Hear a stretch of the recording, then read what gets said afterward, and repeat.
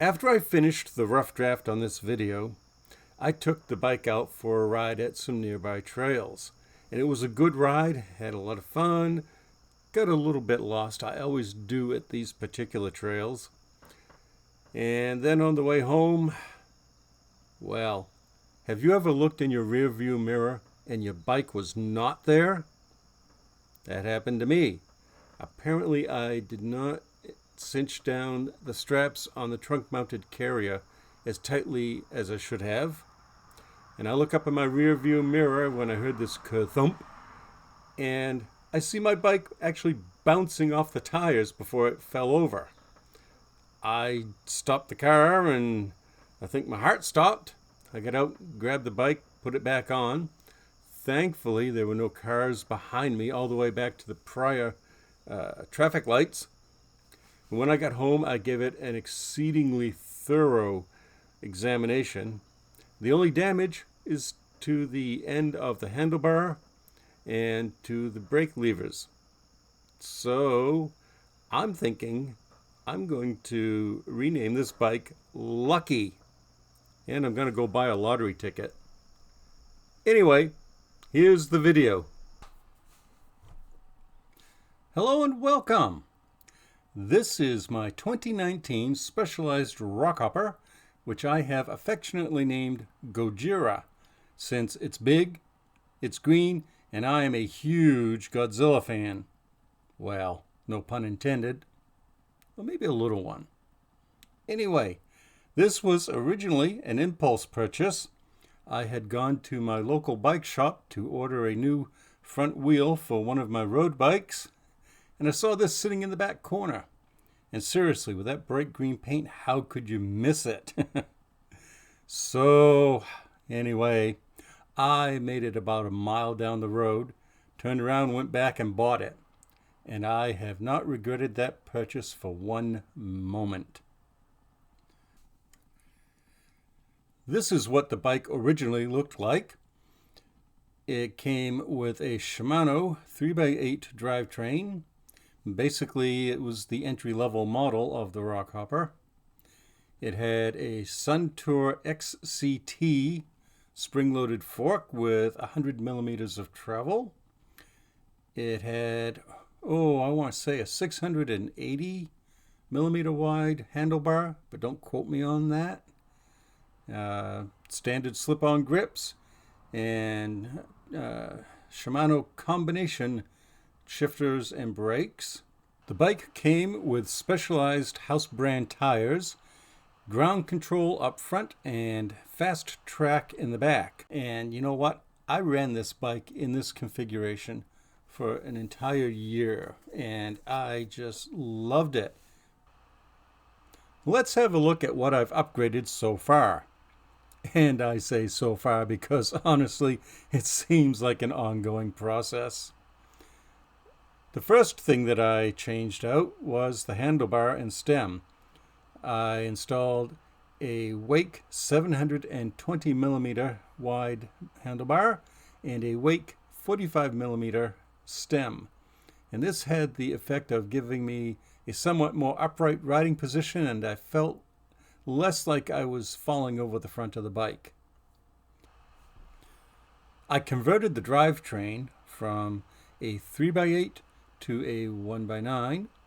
I used an IXF crankset that I've used on several other bikes, and I quite like it. I've got a 30-tooth narrow wide chainring up front. Out back, I've got a Shimano 11 to 42 tooth cassette, shifted by a Shimano Altus medium cage derailleur.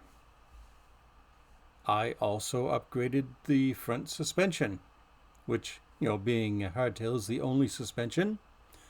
I went from the stock Suntour XCT spring fork to a RockShox Judy Silver TK with 120 millimeters of travel, increase of 10.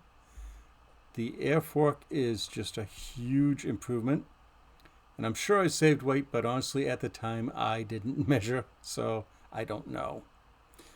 Probably the best upgrade that I made to this bike thus far is the addition of a Dropoff Post. Seriously, best thing you can do to a bike. I originally had a KS-E10 external cabled post. I recently upgraded that to a KS-E10 internal. Looks a lot better, and 125 millimeters of travel, and I just love a Dropoff Post on my bikes. This brings us up to where we are today. New tires. Now, I was looking at these stock tires, and I don't know if this is going to show up well in the video, but I could see the sidewall plies peeking through in several places on both the front and the rear tires. They're probably good for another season, maybe, but I'll put it to you this way. If I saw wear patterns like this on the tires on my truck or my car, I would be nervous. So I figured, you know what? Time for new tires. So I got myself a pair of Schwalbe Rapid Robs, 29 by 2.25.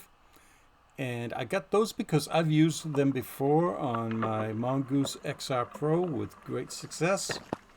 They have Kevlar reinforced sidewalls, somewhat surprisingly. And they've got a nice all-purpose cross-country tread. And the kind of riding that I do, well, they're just about perfectly suited. I'm not a big jumper and I'm not a big sender. I just like to get out and trail ride. So these are perfect for me.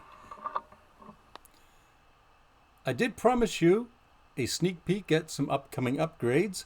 Well, here they are. First, I've got a set of Tektro Vela hydraulic brakes. But before I can install them, I need to get myself a bleed kit because I'm going to have to shorten the rear line. I also have a new drivetrain to install. It's a microshift Advent 9-speed. And you may wonder, why is he upgrading from a 9-speed to a 9-speed? Well, basically, I'm installing the microshift because it has a clutch and it has a wider range, 11 to 42 teeth in the back, compared to the current 11 to 40.